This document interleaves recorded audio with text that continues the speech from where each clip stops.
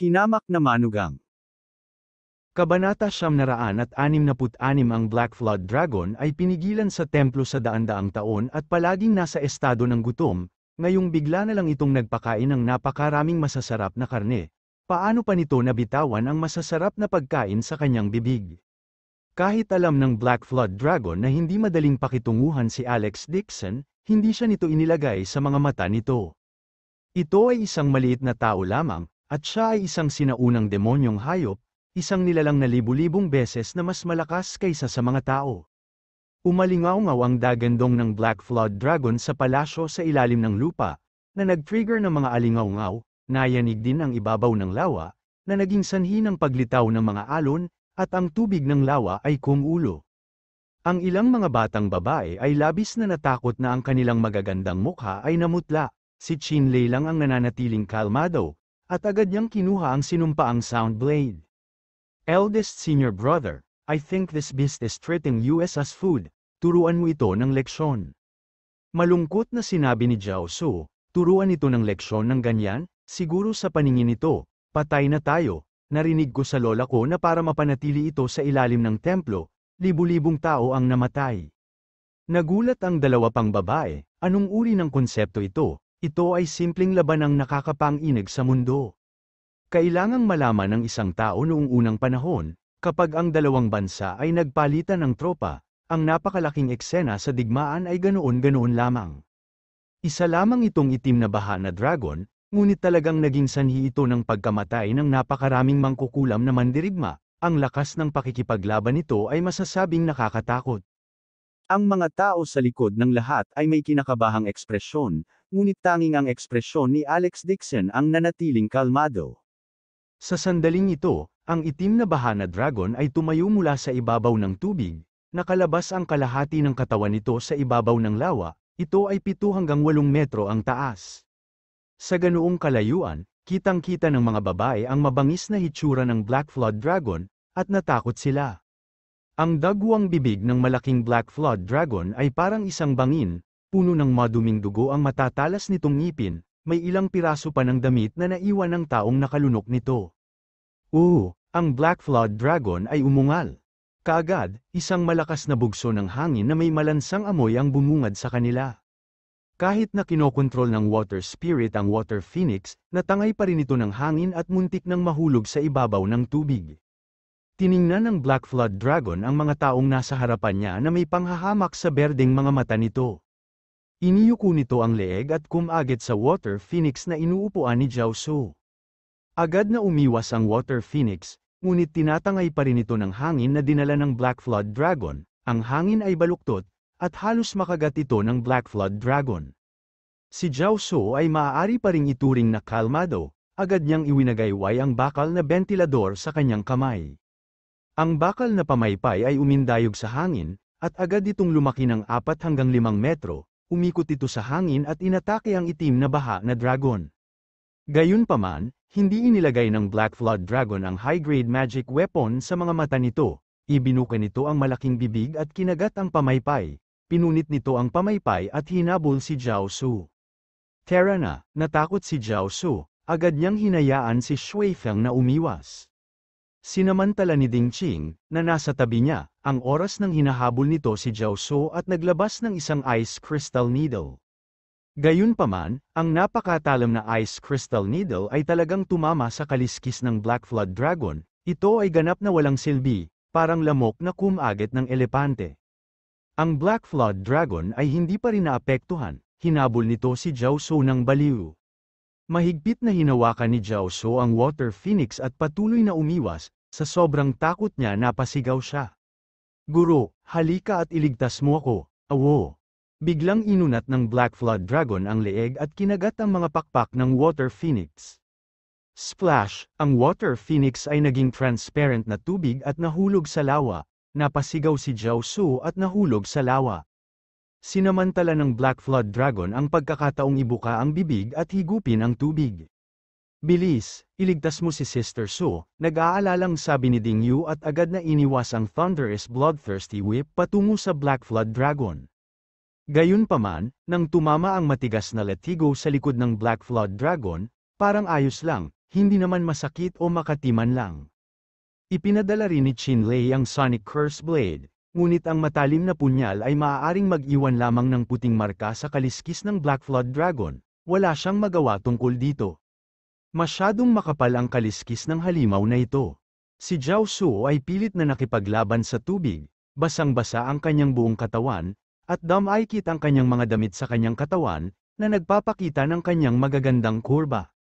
Nang makitang papalapit na siya ng papalapit sa napakaitim na bibig ng dragon na baha, nakaramdam si Zhao Su ng walang katulad na takot, napasigaw siya at buong lakas na nagpumiglas. Biglaan, isang gintong liwanag ang lumipad at tumama sa ulo ng itim na baha ng dragon. Nataman sa tagiliran ang ulo ng Black Flood Dragon at ang malaking katawan nito ay nahulog sa tubig ng husto. Boom, isang malakas na tunog ang sinabayan pa ng mga tilamsik ng tubig. Ang mga tilamsik ng tubig ay parang unos na lumabas sa kung saan. Nakatayo si Alex Dixon sa ginintoang espada, maliit ang kanyang ekspresyon habang umaaligid siya sa hangin. Guro, si Zhao Su ay walang katulad na nasa sabik, sa kabutihang palad, si Alex Dixon ay umatake sa oras, kung hindi, siya ay namatay sa bakana ng baha ng dragon. Agad na iwinagayway ni Ding Yu ang mahabang latigo at inihagis kay Zhao Su. Ate Su, bumangon ka dali, mabilis na hinawakan ni Zhao Su ang latigo. Malakas na hinayla ni Ding Yu at hinayla siya papunta sa likod ng Water Phoenix kung saan nakasakay sila ni Ding Qing. Si Zhao Su ay mahinang umupo sa likod ng Water Phoenix, matapos maranasan ang panganib mula sa bibig ng dragon, nanlambot ang magkabilang binti nito at hindi na siya makatayo. Tahimik na tumayo si Alex Dixon sa gintong espada, ang kanyang ekspresyon ay kalmado, at siya ay nakatayo sa kanyang mga kamay sa likod ng kanyang likod. Nasa sabik na ikinaway ni Chinlei ang kanyang kamao. Si Big Senior Brother pa rin ang pinakamalakas, napatay ang halimaw na ito sa pamamagitan ng kanyang espada. Sa sandaling ito, mahinang umiling si Alex Dixon, hindi ito patay. Ang sword strike na yun ay ngayon lang tumama sa ulo ng Black Flood Dragon. Noong una, gusto niyang samantalahin ang oras kung kailan hinahabol ng Black Flood Dragon si Zhao Su upang maikli ang kanyang spiritual chi at putulin ang ulo ng Black Flood Dragon. Gayunpaman, hindi niya inaasahan na ang mga kaliskis ng Black Flood Dragon ay nasa antas ng mga sinaunang magic weapon, not to mention being invulnerable, even his sword spirit can only cut off few scales. Ang Black Flood Dragon ay hindi handa para sa pag-atake ngayon lang, itinutok niya ito sa ulo, saglit itong natigilan bago nahulog sa lawa. Gayunpaman, hindi ito namatay. Ano, ang itim na baha na dragon ay hindi pa patay. Si Ding Qing ay nagpakita ng gulat at takot. Ang mga babae ay mayroon ding parehong takot na ekspresyon. Dapat malaman ng isang tao na kahit si Dixon Yulong ay hindi mapigilan ang kapangyarihan ng sword spirit ni Alex Dixon, ngunit magagawa ng isang itim na baha na dragon, talagang nakakatakot. Boom, ang ibabaw ng tubig ay biglang kumulo, at ang itim na baha na dragon ay tumalon mula sa tubig. Naputol ang ilang kaliskis sa ulo nito dahilan para mapangiwi ito sa sakit, dahil alam niyang si Alex Dixon ang nakasugat dito, agad itong nataranta, ang madilim na berdeng mga mata nito ay naging pula ng dugo sa isang iglap, at ito ay labis na galit na galit. Napasigaw si Chinlei sa alarma, Big Senior Brother, mag-ingat, nabaliw ang halimaw na ito. Bago pa ito makatapos magsalita, ang itim na baha na dragon ay galit na sumugod kay Alex Dixon, nilunok siya ng buo para ilabas ang galit nito. Agad na tinawag ni Alex Dixon ang water spirit. Boom, isang malaking water wall ang itinayo sa ibabaw ng tubig, na humaharang sa Black Flood Dragon. Gayunpaman, ang Black Flood Dragon ay nauntog ang ulo nito sa pader ng tubig, bahagya lang nitong binagalan ng momentum bago nagpatuloy sa paghabol kay Alex Dixon. Tumayo si Alex Dixon sa gintong espada at umiwas sa hangin. Ginamit niya ang sword spirit at ang water spirit para labanan ang Black Flood Dragon. Isang lalaki at isang baha na dragon ang matinding nag-away sa ibabaw ng lawa, hinalo nito ang tubig sa lawa na parang kumukulong palayok, patuloy itong bumagsak at humahampas ng mga alon. Ang mga water phoenix na sinakyan nila ay walang choice kundi bumangon, halos hindi nila naiwasan ang malalaking alon sa ibabaw ng lawa, kung hindi, kung tamaan sila ng alon, mahuhulog silang lahat sa ilalim ng lawa. Sa buong ibabaw ng lawa, isang gintong liwanag ang nagpapabalik-balik sa bilis ng kidlat, parang nabaliw ang Black Flood Dragon habang walang tigil na humahabol kay Alex Dixon. Iniwas ng Black Flood Dragon ang mahabang buntot nito at tumama sa gintong liwanag. Panganib, napasigaw si Ding Qing sa alarma. Sa sandaling ito, nawala ang gintong liwanag at muling lumitaw sa itaas ng ulo ng itim na baha ng dragon, kasabay ng malakas na tunog, tumama ang gintong liwanag sa katawan ng Black Flood Dragon. Gayunpaman, sa ilalim ng proteksyon ng matitigas na kaliskis, ang itim na baha na dragon ay nawala lamang ang bahagi ng mga kaliskis nito. Ang sakit ay naging dahilan lalo na itong maging mabangis at habulin si Alex Dixon. Kabanata 967. Nakita ng mga babaeng nakaupo sa Phoenix si Alex Dixon na nakikipaglaban sa Black Flood Dragon, kinuha din ni Chinlei at ng iba pa ang kanilang mga magic weapon at inatake ang Black Flood Dragon. Matigas ang kaliskis ng Black Flood Dragon, ang mga ordinaryong sandatang mahika ay hindi nagdulot ng malaking pinsala dito nang tamaan nila ito. Kung tungkol sa espiritu ng espada na kinokontrol ni Alex Dixon, medyo nakakatakot. Gayunpaman, ang itim na baha na dragon ay natutunan ng leksyon matapos mataman ng ilang beses. Ngayon, natutunan na talaga nito kung paano itaas ang buntot nito para protektahan ang ulo nito sa tuwing tatama ang gintong liwanag. Ginamit nito ang buntot nito para harangan ang liwanag ng espada. Ang buong lawa ay napuno ng malalaking alon, maging ang palasyo sa ilalim ng lupa ay patuloy na naguhulog ng mga bato at ladrilyo.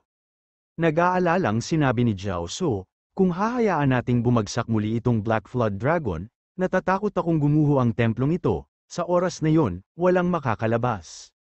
Ang kanyang mga salita ay naging dahilan upang lumubog ang puso ng lahat. Ang Black Flood Dragon ay maaaring sumisid sa ilalim ng lawa, higit pa rito, matigas ang kaliskis nito. Kahit na gumuho ang palasyo sa ilalim ng lupa, ito ay makakaranas lamang ng mga maliliit na pinsala.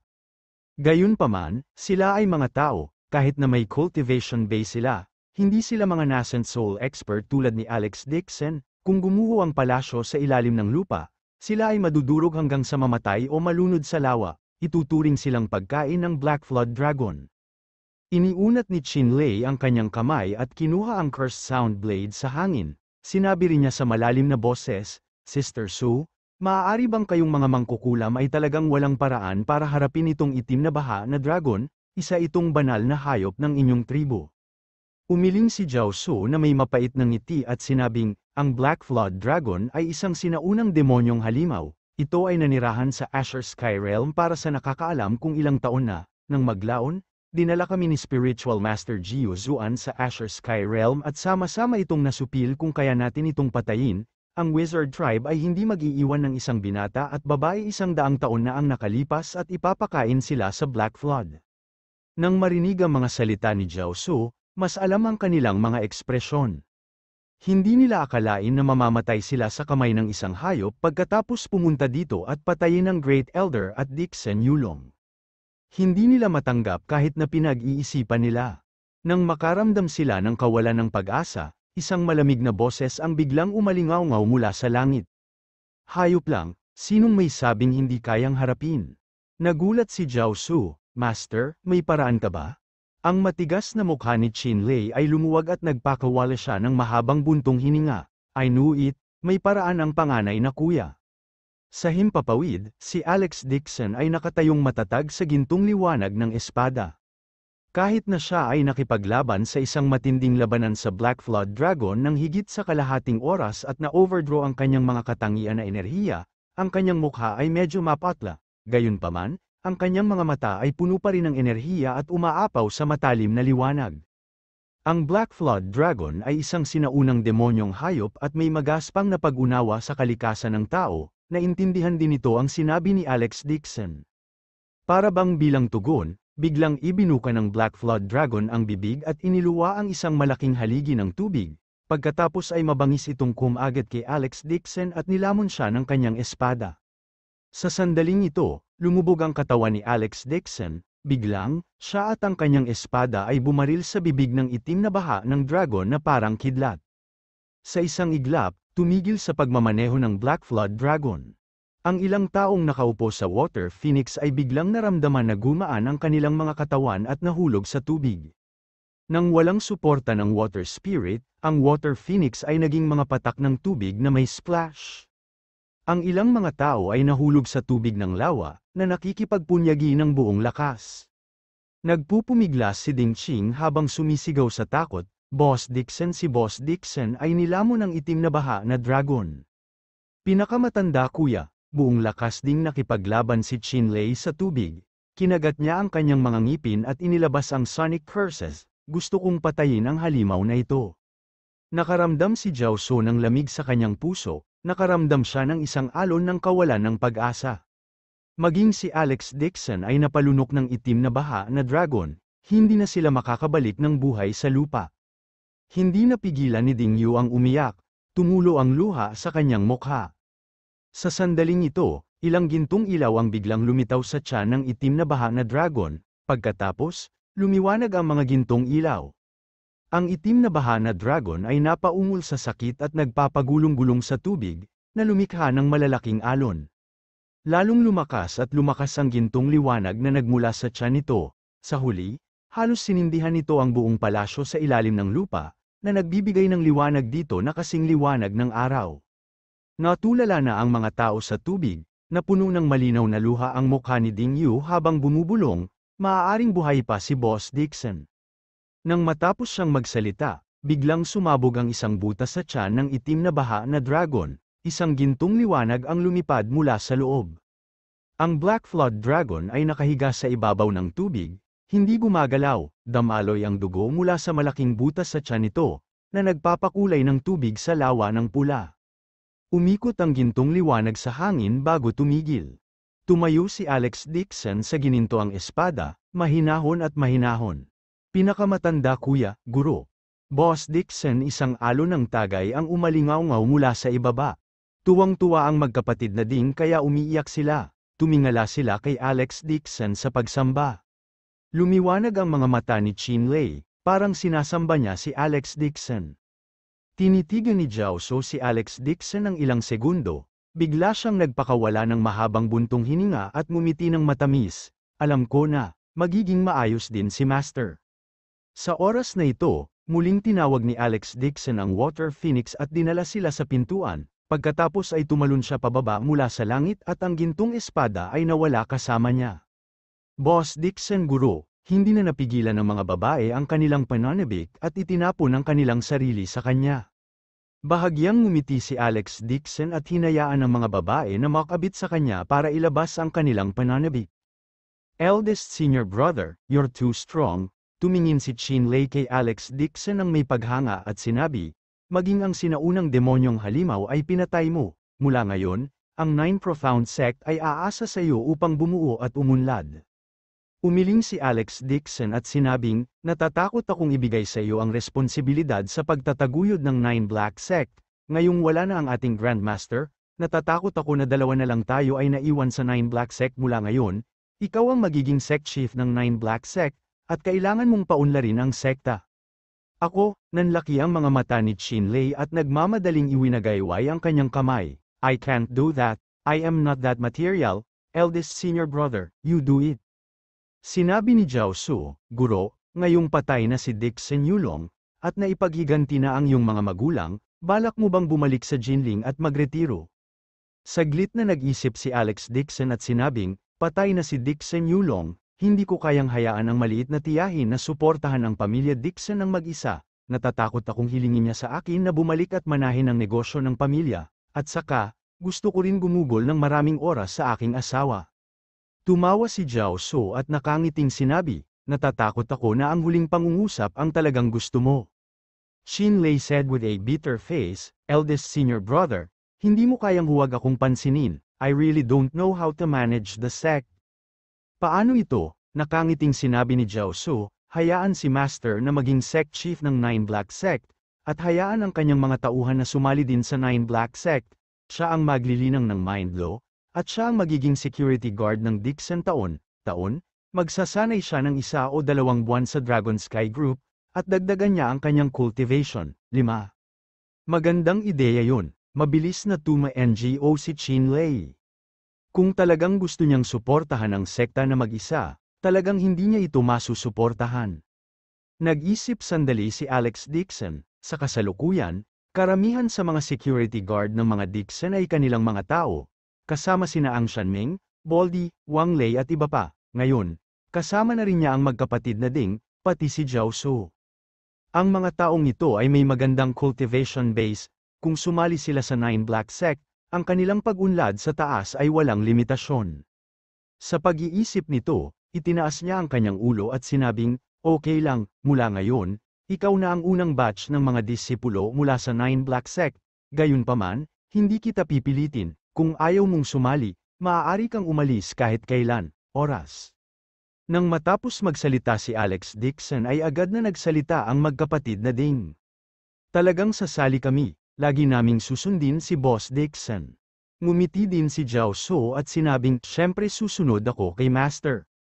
"Haha, kung gayon ako ang magiging tiyuhin ni Master Kaishan." Tumawa din ng malakas si Qin Lei. Akmang aalis na ang iilan sa kanila sa palasyo sa ilalim ng lupa, biglang yumanig ang lawa, ang itim na baha na dragon ay muling tumayo, ang maitim nitong berdeng mga mata ay mariing tumitig sa iilan sa kanila. Naghilom na ang sugat sa tiyan nito, hindi naman pwede diba, may kakayahan talaga ang halimaw na ito na pagalingin ang sarili niya. Nagulat si Qin Lei hanggang sa biglang nagbago ang kanyang ekspresyon, napabuntong hininga din si Zhao Su. Bakit buhay pa ang Black Flood Dragon na ito pagkatapos na makaranas ng matinding pinsala? Abangan ang susunod na kabanata.